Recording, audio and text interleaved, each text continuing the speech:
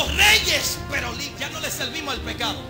Ya el pecado no nos gobierna. Cuando Él nos hizo libres, nos dio el reino de nosotros. Cuando Cristo nos libertó, nos posicionó como reyes de nosotros mismos. El misterio es que ahora somos reyes sometidos al Rey de Reyes. Por eso es que hay gente orando: no, haz tu voluntad. No, tú tienes que hacer la voluntad, porque yo te di gobierno. El reino entró, te hizo rey. Tú sabes que ese hombre no te conviene. No, que Dios, eres tú que tienes que decidir. Ahora tú tienes que hacer en tu reino, en tu cuerpo, en tu nueva vida, la voluntad de Dios.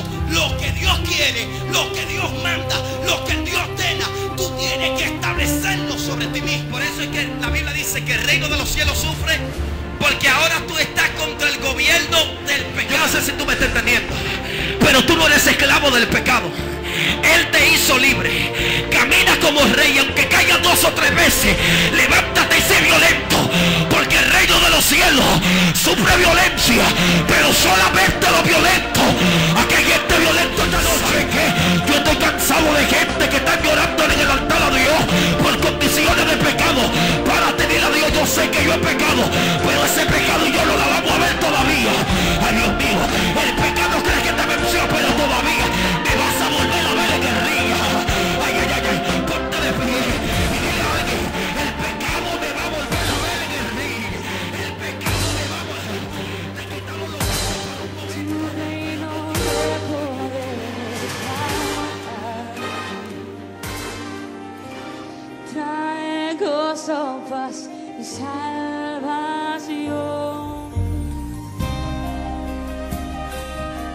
Bendito sea el nombre del Señor. ¿Alguien se acuerda algo de lo que hablamos acerca del reino de Dios? Ayer hablábamos y decíamos brevemente, le voy a decir lo que decíamos. Decíamos la definición del reino de Dios, y estamos utilizando como texto principal Mateo capítulo 11 versículo 12. Mateo capítulo 11, su versículo 12. Desde los días de Juan el Bautista hasta ahora, el reino de los cielos sufre violencia y los violentos lo arrebatan. Desde los días de Juan el Bautista hasta ahora, el reino de los cielos sufre violencia y los violentos lo arrebatan.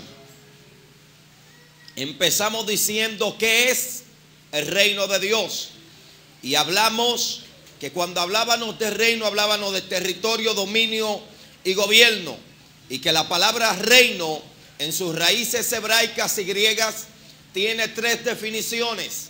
Hablábamos que la primera definición se refiere al territorio, que la Biblia muchas veces cuando habla de reino está hablando del territorio, del lugar donde gobierna un rey.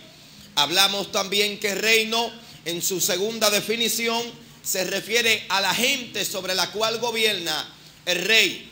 Es decir, en Éxodo capítulo 19, Dios le dice al pueblo: si ustedes hacen mi voluntad y guardan mis mandamientos, ustedes serán mi especial tesoro y serán un reino de sacerdotes. Se está refiriendo a la gente, ¿sí?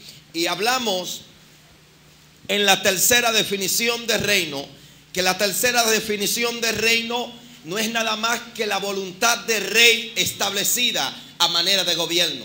Es decir, la autoridad legal que tiene el rey para reinar, el dominio que él ejerce sobre algo. Hablamos en Lucas capítulo 19 versículo 12, que la Biblia enseña que en una parábola que Jesús hace, y dice que un hombre noble se fue a un lugar muy lejano para recibir un reino. Ahí está utilizando la tercera definición, refiriéndose a la autoridad del rey para reinar, es decir, a la voluntad establecida del rey a manera de gobierno. Hablamos que el reino de los cielos, cuando la Biblia habla del reino de los cielos, no siempre y casi en su mayoría nunca se refiere a lo que es la esfera del reino. Hablamos de que cuando Cristo habla de reino en Mateo capítulo 11 versículo 12, no está hablando de reino en su primera definición. Es decir, no se está refiriendo al territorio del reino. está hablando de reino en su tercera definición, refiriéndose a la voluntad del rey establecida sobre un territorio. Hablamos que el término que utiliza Mateo acerca del reino de los cielos, diga conmigo, reino de los cielos.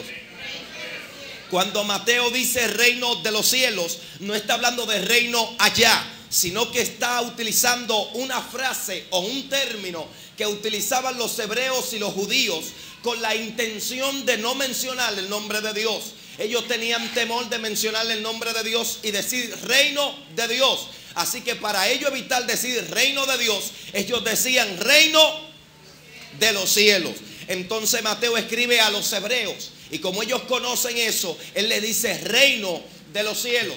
Pero no se está refiriendo al reino allá, sino que se está refiriendo a la voluntad de Dios establecida sobre un territorio. Ahora bien, hablamos de que sobre qué territorio estaba establecida la voluntad de Dios. ¿Se acuerdan? Dijimos que el reino es la voluntad de Dios establecida. ¿Establecida sobre qué? Sobre la tierra. Dijimos que no. Sobre el cielo, en este pasaje, dijimos que no. ¿Sobre qué? Sobre la voluntad del ser humano.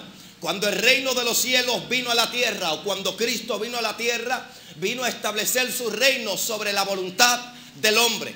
La voluntad de Dios se establece sobre la voluntad del ser humano. Y hablamos que el reino entra por los oídos, es comprendido en la mente, aceptado en el corazón, pero es establecido en la voluntad. Hablamos que cuando tú oyes el reino, Romanos 10:17, dice que el oír viene, dice que la fe viene por el oír y el oír por la palabra de Dios. Hablamos entonces que por el oído viene el reino. Pero hablamos que para que el reino entre a un corazón tiene que ser comprendido, es decir, tiene que ser entendido. Hablamos eso en Mateo capítulo 13, versículo 23, donde habla de la parábola de las semillas. Y la Biblia dice que la semilla que produjo fruto fue la que cayó en buena tierra. Y la Biblia dice, las que cayó en buena tierra son estos, los que oyen y entienden la palabra, es decir, los que la comprenden. Y por eso fue que Felipe se le acercó al eunuco y le dijo, oye, pero estás leyendo. Y él le dijo, sí, estoy leyendo. Y Felipe le dijo, ahora lee, ¿entiendes lo que lees? Entonces cuando uno comprende el reino, uno lo acepta, entonces el reino entra al corazón y se establece sobre la voluntad. Por eso la Biblia dice en Hechos capítulo 16, creo que versículo 9, donde la Biblia habla de una mujer llamada Lidia. Diga conmigo, Lidia. La Biblia habla de Lidia y dice la Biblia que Pablo estaba predicando. Y la Biblia dice que Lidia estaba oyendo. Diga conmigo, oyendo. O sea, estaba en el primer paso para recibir el reino. Estaba oyendo. Y la Biblia dice que el Señor abrió su corazón para que ella estuviera atenta a todo lo que Pablo decía. Y cuando dice que abrió Dios su corazón, lo que está diciendo es que su entendimiento empezó a entender lo que Pablo estaba hablando. Entonces la Biblia dice que cuando ella comprendió el reino, cuando ella entendió lo que Pablo estaba hablando, dice que ella se bautizó con los de su casa. En otras palabras, cuando ella oyó, cuando ella lo comprendió, ella lo recibió. Y cuando el reino entró, se estableció en la voluntad. Hablamos de que cuando el reino entra al corazón del hombre, lo primero que el reino hace es que provoca muerte, porque el reino mata la voluntad del hombre. Y hablamos que por eso el apóstol Pablo dice en el libro de 2 de Corintios, su capítulo 5, versículo 14, el apóstol Pablo dice, porque el amor de Cristo nos constriñe. Acuérdense que hablamos que la palabra constreñir es la palabra doblegar, es la palabra obligar, es la palabra gobernar, es la palabra apremiar.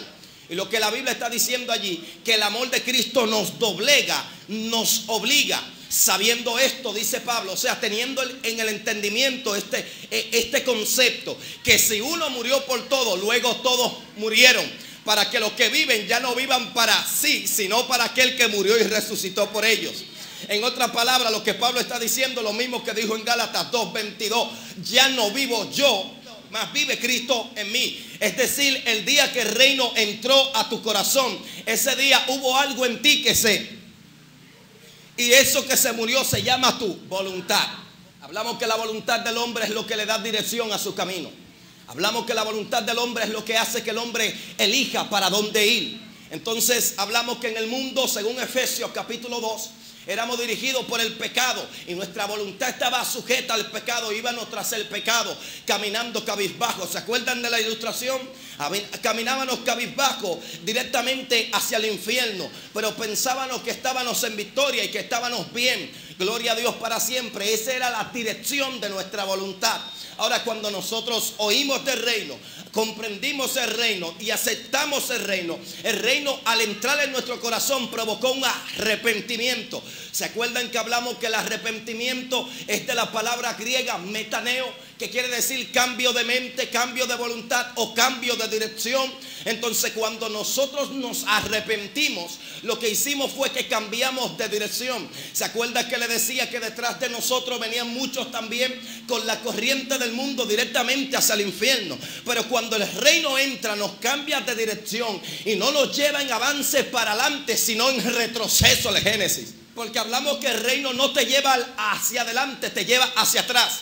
Porque el reino quiere conectarte con tu origen, con lo que tú eras y no con lo que tú quieres ser. El reino viene a conectarte con lo que perdiste. Por eso hablamos que el hombre fue sacado ¿de dónde?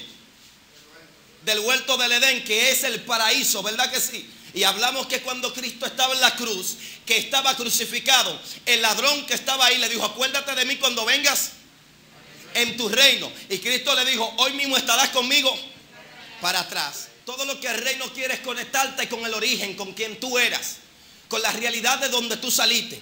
Porque nosotros en el principio estábamos postrados de frente a Dios, pero cuando nos levantamos y decidimos hacer nuestra propia voluntad, le dimos la espalda a Dios. Entonces, cuando el reino viene, lo que hace es que nos da la vuelta. Por eso la palabra arrepentirse significa volverse del camino de donde vas. O sea, dar la vuelta. Entonces hablamos que cuando uno da la vuelta, lo que hace es que uno va contra la corriente del mundo. Antes caminábamos a favor de la corriente, ahora caminamos en contra de la corriente, porque vamos hacia atrás, mientras la corriente del mundo viene hacia adelante. Y hablamos entonces que es ahí donde se aplica Mateo 11:12, que dice que el reino de los cielos, es decir, la voluntad de Dios establecida en un corazón, sufre violencia porque va contra el sistema. Y hablamos que aunque sufre violencia, solamente los violentos lo arrebatan. ¿Cuántos tienen el reino en el corazón? Todo el que aceptó al Señor tiene el reino de Dios en su corazón. Ahora bien, esta noche yo le quiero hablar del propósito del reino establecido. ¿Cuál es el propósito del reino de Dios establecido en nuestro corazón? Que no se le olvide esto: el reino de Dios no es el cielo. Aunque el cielo se denomina reino de Dios por causa de la estrechez que hay entre el cielo y la voluntad de Dios. El cielo es el territorio donde se establece el reino. Acuérdese de esto: la gente que sirve al reino son ciudadanos del reino, denominados también posiblemente reino de Dios, pero no son el reino de Dios. Acuérdese que el reino de Dios es su voluntad establecida, expresada a manera de gobierno. El reino de Dios es una realidad presente, un reino espiritual que viene a establecerse sobre la voluntad del hombre, con el propósito de romper el imperio de Satanás, el pecado. El reino de los cielos se estableció en nuestro corazón cuando aceptamos al Señor. Ahora viene con la intención y con el propósito de quebrantar el imperio satánico, el cual es el pecado. El pecado es el imperio de Satanás. Acompáñeme a Hebreos capítulo 2, verso 14. Dice: así que, por cuanto los hijos participaron de carne y de sangre, Él, refiriéndose a Cristo, también participó de lo mismo, para destruir por medio de la muerte al que tenía el imperio de la muerte. Esto es, ¿a quién? Esto es al diablo. O sea, el diablo tenía el imperio ¿de qué? De la muerte. Ahí dice que Cristo vino para destruir por medio de la muerte al que tenía el imperio de la muerte, al diablo. El reino del pecado no es nada más que el imperio de Satanás. Es el lugar donde Satanás reina. Donde hay pecado, allí está Satanás reinando. Donde hay práctica del pecado, el diablo se sienta cómodo a reinar desde ese lugar. Ahora bien, sucede algo interesante. Los judíos tenían un concepto un poco erróneo acerca del reino de Dios. Ellos esperaban que el reino de Dios vendría con gran poder y gloria, dirigido por el Mesías a derrocar el imperio de Tiberio César, a los romanos. porque ellos creían que el reino de Dios era un reino, era un gobierno literal, político, que vendría a establecer paz sobre Israel desde una esfera natural y humana. Cuando Cristo aparece en Mateo 11:12, dice: desde los días de Juan el reino sufre violencia y los violentos lo arrebatan. Los judíos están confundidos con Cristo porque Él está hablando de que el reino está. Los judíos esperaban que el reino llegara y Cristo está diciendo que está. Y el problema de ellos es que ellos no están viendo el reino como ellos esperaban verlo. Por eso Juan el Bautista había sido encarcelado por Herodes. Y el mismo Juan el Bautista le envió a preguntar a Jesús: ¿eres tú o esperaremos a otro? Mateo 11:1 dice: cuando Jesús terminó de dar instrucciones a sus 12 discípulos, se fue de allí a enseñarle y a predicarle en las ciudades de ellos. Y al oír Juan en la cárcel los hechos de Cristo, les envió 2 de sus discípulos para preguntarle: ¿eres tú aquel que había de venir o esperaremos a otro? Háblame claro. Respondiendo Jesús les dijo: id y haced saber a Juan las cosas que veis, que oís y que veis. Los ciegos ven, los cojos andan, los leprosos son limpiados, los sordos oyen, los muertos son resucitados, y a los pobres es anunciado el evangelio. Y bienaventurado es aquel que no haya tropiezo en mí. Juan el Bautista también había sido influenciado por este concepto. Juan el Bautista esperaba que el Mesías vendría con una vestidura delicada, con vestidura de rey, con una espada en la mano y con un ejército a establecer el reino de Dios, rompiendo al imperio romano, que era quien gobernaba sobre los judíos en aquel tiempo. Ellos esperaban esto. Cuando aparece Cristo, Cristo aparece sin espada, aparece sin ejército, aparece como dice la Biblia en Zacarías capítulo 4, no con espada, no con ejército, sino con mi espíritu. Cristo no aparece ni con espada ni con ejército, sino con poder de Dios para sanar a los enfermos. Y la Biblia dice que Juan había escuchado los hechos de Cristo. O sea, él había escuchado que Cristo sanaba, que Cristo libertaba, que Cristo rompía cadenas. Y él dijo: pero yo leí o yo creía que el rey venía a establecer un reino y tendría que estar ocupado rompiendo el gobierno de Tiberio César, es decir, quebrantando el imperio romano. Pero es lo que está sanando, es lo que está libertando. Yo no entiendo lo que está haciendo, dice Juan. Pregúntale qué es lo que le pasa. Y Jesús le dice: lo que tú ves y oyes, vuelve y díganle a él que los ciegos ven, los cojos, los sordos.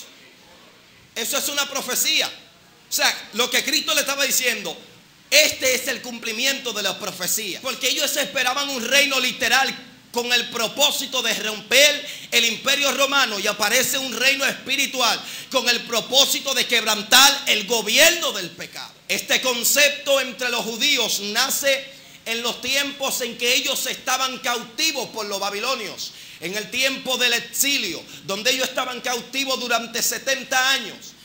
Toda la Biblia enseña que después de David, Dios le hizo una promesa a David.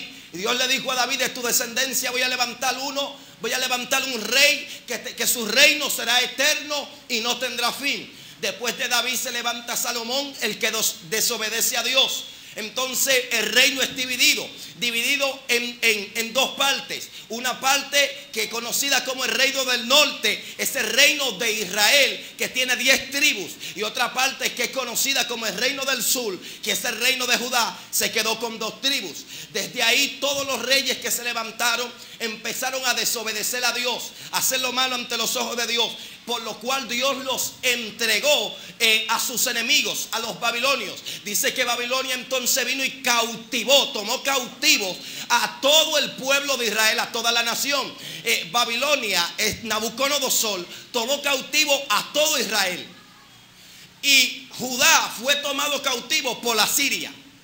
Por eso Isaías en el capítulo 10, verso 27, le profetiza a Judá y le dice: acontecerá en aquel tiempo que su yugo será quitado de tu cerviz y el yugo se pudrirá a causa de la unción. Cuando él dijo eso, estaba hablando de la autoridad de Cristo. Era una profecía del Mesías.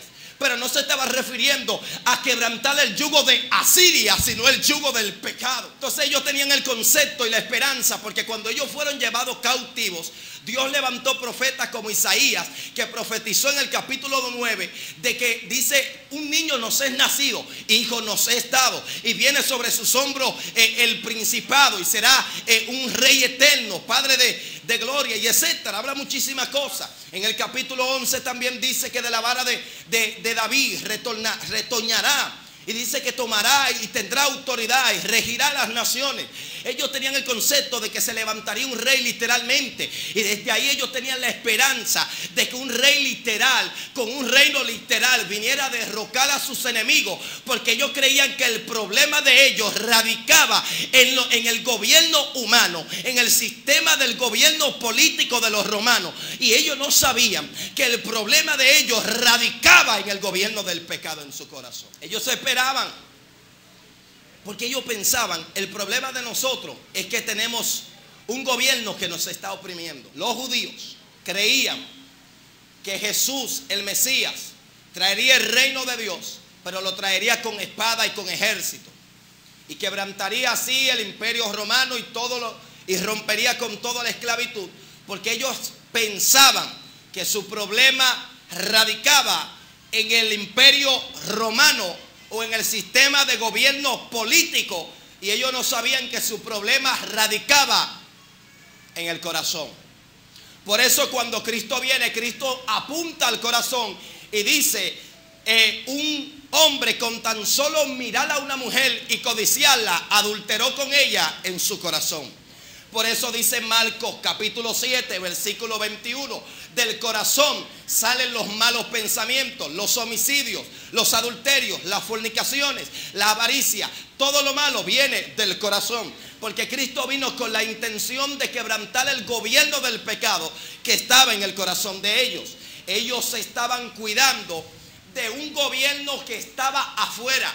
Ellos se estaban cuidando del gobierno exterior de los romanos, pero Cristo vino a romper el gobierno interior del pecado. Entonces cuando Cristo aparece, ellos se confunden, porque ellos dicen: pero se supone que tú tenías que venir diferente. Se supone que, por eso la Biblia enseña que cuando Jesús hizo el milagro de los panes de los 5,000, que alimentó a los 5,000, la Biblia enseña que la gente vino para hacerlo rey. Dice que se reunieron y vinieron para hacerlo rey, y él se fue adelante, porque él no vino a reinar desde una posición humana ni política. Él vino a establecer la voluntad de Dios en el corazón. El reino vino con la intención y el propósito de quebrantar el gobierno del pecado, porque el problema de todo ser humano no radica en los que vive, sino en quien lo gobierna. El problema del ser humano no radica en lo que vive, sino en quien lo gobierna. Hay gente que dice: no, yo no le puedo servir a Dios porque ese hermano me molesta, me causa. No es el hermano, es quien gobierna en tu corazón. No es lo exterior. El problema está en el interior. El pecado es el problema de todo ser humano. Ahora, ¿qué es el pecado? ¿Qué es el pecado? Porque dice Primera de Juan 3:4 que es infracción de ley. Sí, es cuando tú quebrantas una ley. Eso es pecado. Desobedecer. La palabra pecado viene de una palabra griega que quiere decir errar al blanco. Es decir, no darle en el punto exacto, fallar. Ahora, ¿qué es el pecado? Porque lo que yo le estoy diciendo es el acto del pecado. Es decir, si tú pecas, lo que tú haces es que quebrantas una ley de Dios. Pero ¿qué es el pecado? Porque la Biblia habla de el pecado, los pecados o pecado. Romanos 5:16. Y con el don no sucede como en el caso de aquel que pecó, porque ciertamente el juicio vino a causa ¿de qué? Un pecado. Ese pecado es infracción de ley. Ahora, en el capítulo 6, verso 7, la Biblia dice: porque el que ha muerto ha sido justificado del pecado. Lucas 5:20. Al ver Jesús la fe de ellos, le dijo: hombre, tus pecados tus pecados te son perdonados. En Romanos 5:2 dice, por tanto, como el pecado entró en el mundo por un hombre y por el pecado la muerte, así la muerte pasó a todos los hombres por cuanto todos pecaron. Pero dice que ¿quién entró? Los pecados, el pecado. ¿Qué es el pecado? Pecado es infracción de ley. Ahora, ¿qué es el pecado? El pecado es la raíz de todo mal y la fuente de la desobediencia. Los pecados son la consecuencia o la manifestación o la expresión del pecado. Los pecados son las expresiones del pecado. El pecado es lo que está arraigado en el corazón del hombre, haciéndose parte de su naturaleza. Es la alteración y el desorden de los deseos en la naturaleza del ser humano. De ahí que usted puede no estar cometiendo pecados y tener pecado o el pecado. Porque el pecado está arraigado en tu naturaleza. La alteración es lo que saca las cosas del orden de vida. Es lo que desordena las cosas. Eso es el pecado. Una alteración que vive en los deseos, en la naturaleza del ser humano. Corre por las venas del ser humano. El pecado es como la levadura que fermenta toda la masa. Mateo 13:33 dice de la siguiente manera. Otra parábola les dijo Jesús. Esta parábola es acerca del reino. Pero así como es el reino, así es el pecado. Créame. Dice, el reino de los cielos es semejante a ¿qué? A la levadura que tomó una mujer y la escondió en 3 medidas de harina hasta que todo fue leudado. Gálatas capítulo 5. Leudado es fermentado, es que todo creció, que todo se alteró. Un poquito de levadura altera la masa. El pecado es como esa levadura que altera los deseos del ser humano. Porque el pecado desordena las pasiones. Creo que es la mejor definición que he podido dar. Es la alteración de los deseos en la naturaleza del ser humano. La mejor definición que le puedo dar es la alteración de los deseos en la naturaleza del ser humano. Eso vive en el corazón. Es posible que tú no estés cometiendo pecado, pero tienes el pecado. De ahí es que somos constituidos pecadores.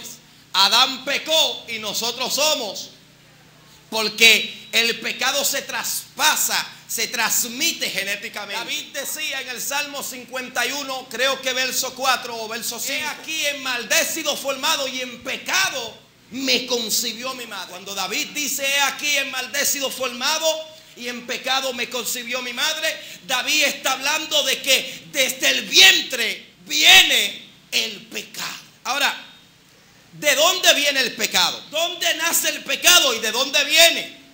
El origen del pecado. Porque cuando en el principio Dios hizo al hombre, lo hizo perfecto. Y todas las cosas que hizo en la tierra las hizo perfecto. Ezequiel capítulo 28, el pecado nace en el cielo, tiene su origen en el cielo. Hijo de hombre, levanta endecha sobre el rey de Tiro. Realmente la profecía fue enviada al rey de Tiro, pero tenía un contexto de revelación dirigido a Satanás. ¿Ok? Y dile, así ha dicho Jehová el Señor: tú eras el sello de la perfección, lleno de sabiduría y acabado de hermosura. En Edén, no en el Edén de la tierra, amén. Se cree que en el cielo había un Edén. En el huerto de Dios estuviste.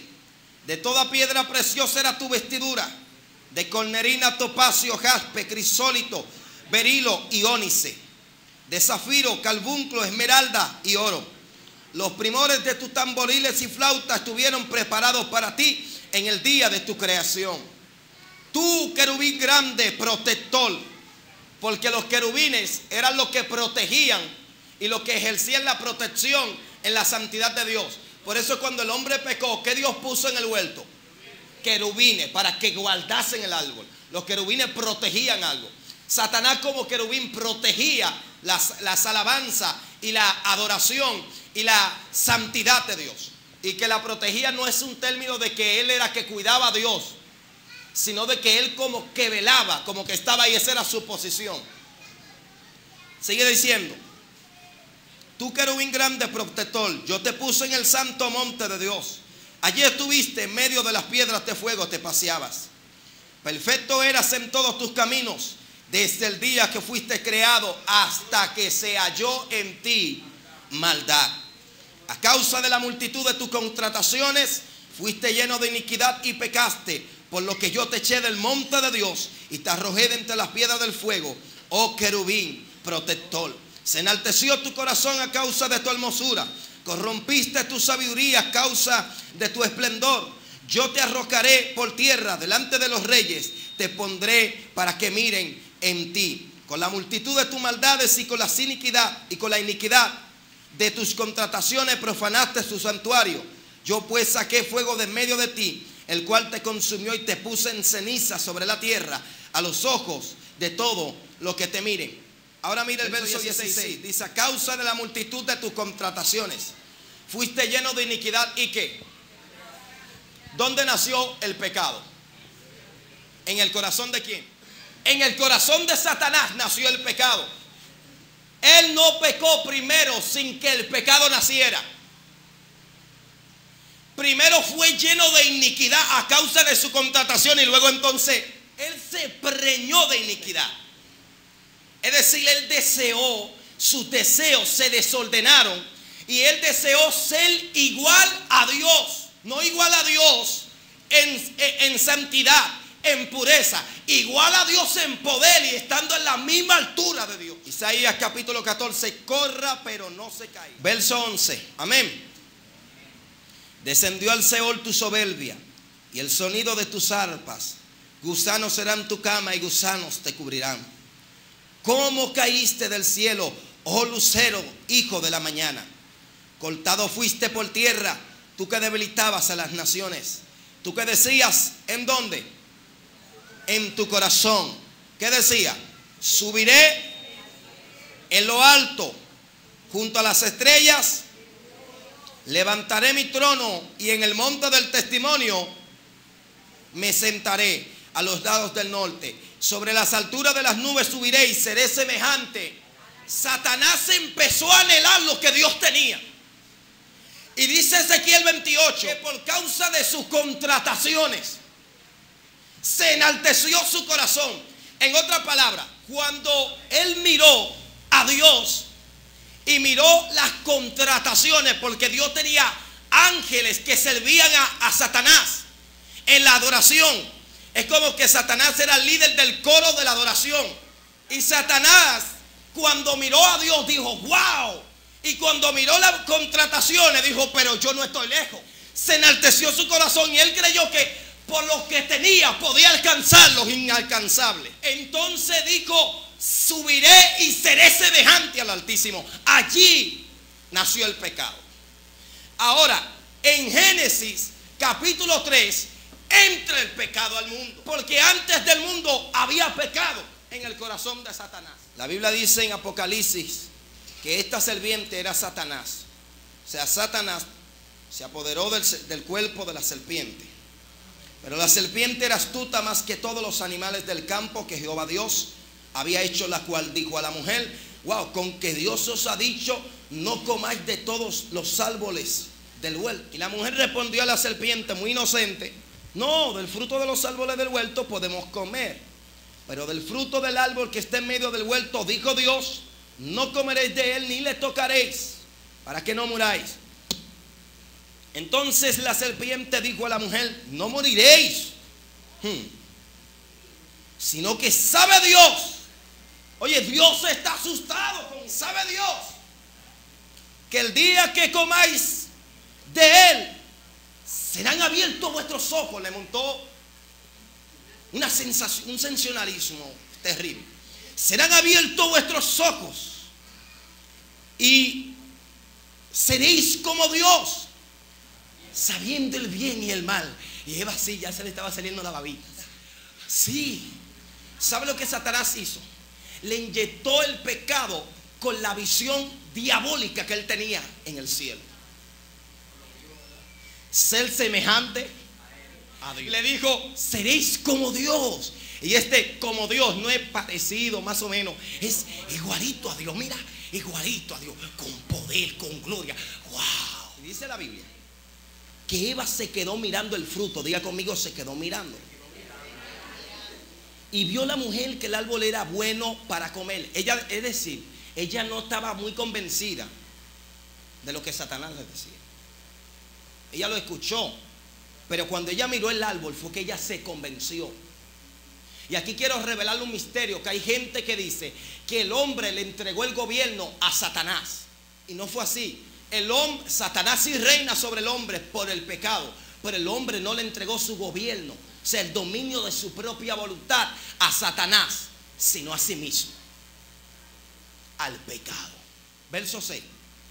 Y vio la mujer que el árbol era bueno para comer y que era agradable a los ojos y árbol codiciable para alcanzar la sabiduría.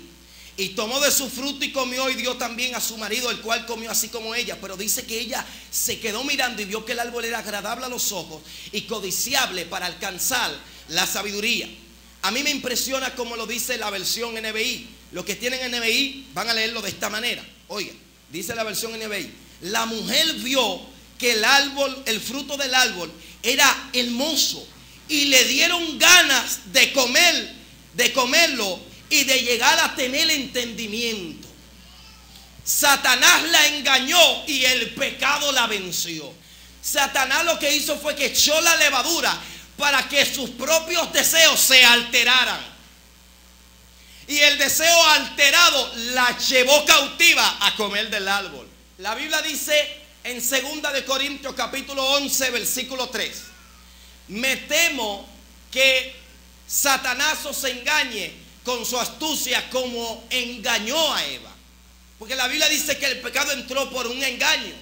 Satanás le engañó, pero ella comió motivada por sus propios deseos. Y la Biblia dice en 2 de Pedro capítulo 2 verso 19: el que es vencido por alguno es hecho esclavo del que lo venció. Y como quien venció a Eva no fue Satanás, porque Satanás le engañó para que peleara con el pecado, quien venció a Eva fue el pecado. Ella terminó siendo esclava del pecado. Lo dice, porque el que es vencido por alguno es hecho esclavo del que lo venció. Y por eso el mismo Cristo dice en Juan 8:44, el que hace, 8:34 dice, el que hace pecado, el que practica el pecado es esclavo del pecado. El pecado entró a su corazón por el engaño. Y el pecado no es nada más que la alteración de los deseos. Entonces esos deseos alterados la llevaron cautiva. Y dice la Biblia que su marido comió así como ella. Lo mismo que ella. Lo codició, fue dominado por sus deseos y comió. Así como ella. O sea, a la manera en que ella comió. Ahí entró el pecado. El pecado entró como un reino. Y cuando el pecado entró en el mundo, empezó a reinar sobre todos los hombres desde su corazón. El pecado se estableció en el corazón del hombre desde donde empezó a reinar, llevando al hombre de continuo solamente al mal. Todos estábamos subyugados al gobierno del pecado. Por eso Romanos 3:9 dice que pues somos mejores que ellos. En ninguna manera, pues ya hemos acusado a judíos, a gentiles, que todos están bajo el gobierno del pecado. No hay ni siquiera uno. Todos estábamos bajo el gobierno del pecado. El pecado era nuestro rey. Nosotros no hacíamos lo que queríamos, sino lo que el pecado quería que hiciéramos. Éramos esclavos del pecado. Porque estábamos atados al pecado. Éramos esclavos del pecado y no podíamos liberarnos por nosotros mismos. Necesitábamos alguien que nos libere. Y por esto aparece la ley. Porque los hombres no querían reconocer que ellos no tanto cometían solamente pecados, sino que en el corazón tenían el pecado. Cuando la ley aparece, aparece como una lámpara diciéndole, mírate que estás desnudo, necesitas vestirte. Todos estábamos desnudos en otro tiempo, pero ahora en Cristo Jesús hemos sido libertados del pecado y hechos esclavos de Cristo. Romanos 6:15, búscalo, corra. ¿Qué pues? ¿Pecaremos porque no estamos bajo la ley sino bajo la gracia? En ninguna manera. ¿No sabéis que si os sometéis a alguien como esclavos para obedecerle, sois esclavos de aquel a quien obedecéis, sea del pecado para muerte o sea de la obediencia para justicia? Éramos esclavos del pecado porque el pecado nos decía una brama y teníamos una brama en la mano. Éramos esclavos del pecado porque vivíamos bajo su dominio, vivíamos subyugados a él, hacíamos lo que él quería, no lo que nosotros queríamos. Y muchas veces, yo lo sé, que al igual que yo, ustedes también sufrieron tratando de dejar cosas que provocaba el pecado en su vida y no podían dejarlas. Quizás enojo, quizás ira, porque todo eso es parte de, eso es raíz del pecado. Amén. Esas son manifestaciones de la raíz del pecado. Verso 17. Pero gracias a Dios, que aunque erais esclavos del pecado, habéis obedecido de corazón aquella forma de doctrina a la cual fuiste entregados, y libertados del pecado viniste a ser siervos de la justicia. El pecado estaba establecido sobre la voluntad. Diga conmigo, voluntad. Y nuestra voluntad estaba doblegada al pecado. Ahora, cuando Cristo llega, Cristo quebranta el gobierno del pecado y establece su reino sobre nuestra voluntad. Así que nuestra voluntad fuera de Cristo es esclava del pecado, pero nuestra voluntad en Cristo es esclava de Cristo. Fuimos hechos libres del pecado, pero esclavos de Cristo. No te dejo a la intemperie. Lo que a mí me impresiona es que ya no somos esclavos, ahora somos libres. Por eso cuando el reino entró en nuestro corazón, el reino lo que hizo fue que nos libertó del pecado y nos hizo libres para servir a Cristo, pero reyes para gobernar sobre el pecado. Cuando Cristo llega, que lo dejamos entrar, lo que Él hace es que nos liberta del pecado. Ya no somos esclavos, pero no se queda ahí. Cuando Él nos liberta, nos pone una corona. Ahora somos reyes, pero libres. Cuando Él nos hizo libres, nos dio el reino de nosotros mismos a nosotros. Cuando Cristo nos libertó, nos posicionó como reyes de nosotros mismos. El misterio es que ahora somos reyes sometidos al Rey de Reyes. La Biblia dice en Apocalipsis que Dios nos hizo reyes y sacerdotes. No solo porque reinaremos con Él cuando Él venga, y no solo porque reinamos con Él, sino que reinamos en nosotros mismos. Somos reyes de nosotros. Somos reyes.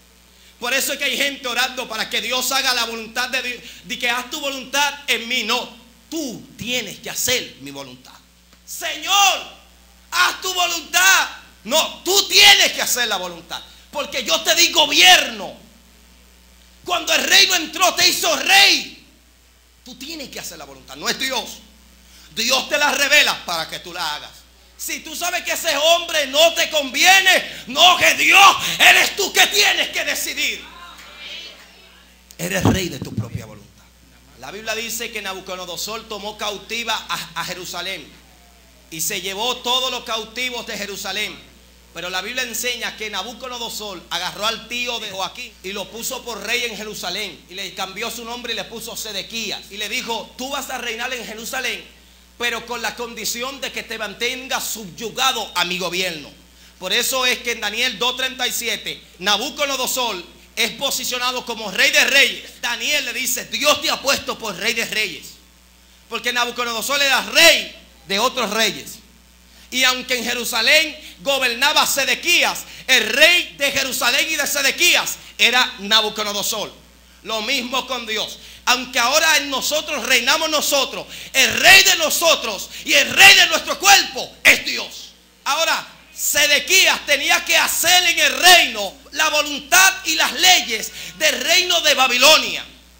Ahora tú tienes que hacer en tu reino, en tu cuerpo, en tu nueva vida, la voluntad de Dios, lo que Dios quiere, lo que Dios manda, lo que Dios ordena. Tú tienes que establecerlo sobre ti mismo. Por eso, La mentalidad que se liberta del pecado es la mentalidad de reyes. Por eso le dije, aunque usted caiga 2 o 3 veces, usted no es esclavo del pecado. Él lo golpeó varias veces, pero usted sigue siendo el rey. El pecado solamente pasa a ser rey de tu vida cuando toma la capital de tu gobierno, tu propia voluntad, y tú dices, me rindo. Pero si tú tomas la toalla otra vez y dices, voy a continuar peleando, el pecado no es rey en tu vida. Aunque el pecado haya tomado todo tu reino, si el pecado no ha tomado la mente todavía, aunque el pecado haya tomado todo tu cuerpo, si no ha tomado tu mente todavía. Por eso es que la Biblia dice que el reino de los cielos sufre, porque ahora tú estás contra el gobierno del pecado. El pecado te dice, tú vas a vivir subyugado a mí todos los días de tu vida. Tú vas a hacer lo que yo quiera. Tú te vas a mantener en ese pecado de fornicación mientras yo viva. Pero si tú eres rey, tú dices, los violentos lo arrebatan. Yo no sé si tú me estás entendiendo. Yo no sé si tú me estás entendiendo. Pero tú no eres esclavo del pecado. Él te hizo libre. Camina como rey. Aunque caigas 2 o 3 veces, levántate y sé violento. Porque el reino de los cielos sufre violencia, pero solamente los violentos. Aquí hay gente violenta esta noche. Aquí hay gente violenta esta noche. ¿Sabe qué? Yo estoy cansado de gente que están llorando en el altar a Dios por condiciones de pecado. Párate y dile a Dios, yo sé que yo he pecado, pero ese pecado y yo no la vamos a ver todavía. Ay, Dios mío, el pecado crees que te venció, pero todavía me vas a volver a ver en el ring. Ay, ay, ay, ay, ponte de pie y dile a alguien, el pecado me va a volver a ver en el ring.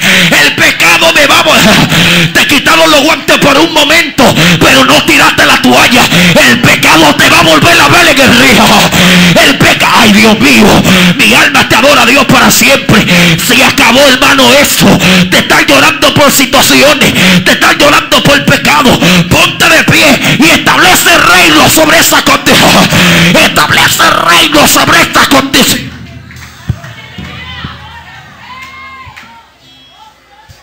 Tú no eres esclavo, tú eres rey. Tú no eres esclavo, tú eres rey. Algo interesante. Somos reyes. Y como reyes debemos de caminar. Y el rey, aunque pierda parte de su reino, si no ha perdido la mente, sigue siendo rey. ¿Tú no te has fijado que caíste en una condición difícil? Que el pecado te ha acusado muchas veces y todavía tú estás en la iglesia. Tú eres rey todavía. ¿Tú no te has fijado de eso? Que muchos pensamientos han hablado mal de ti en tu mente y te han dicho, tú no eres digno de Dios, pero todavía tú levantas tu mano. Tú eres rey todavía. Tú no eres esclavo, tú eres rey. Tú reinas sobre ti. Eres el dueño de tu propia voluntad. Pero mantente sirviendo tu voluntad a Dios. Y aunque se haga fuerte el reino y el pecado te golpee con violencia, tú eres mucho más violento. Tú eres mucho más violento. Yo no creo que la violencia del mundo y la violencia del pecado sea más violenta que la violencia del reino. Yo creo que los hijos del reino son violentos. Yo creo que los hijos de Dios son violentos. Por eso Cristo dijo, señores, en el mundo tendréis aflicción, pero tranquilos, porque yo he vencido el mundo. Yo he vencido el mundo. En otras palabras, yo sé lo que es pelear con ese sistema, pero si yo lo vencí,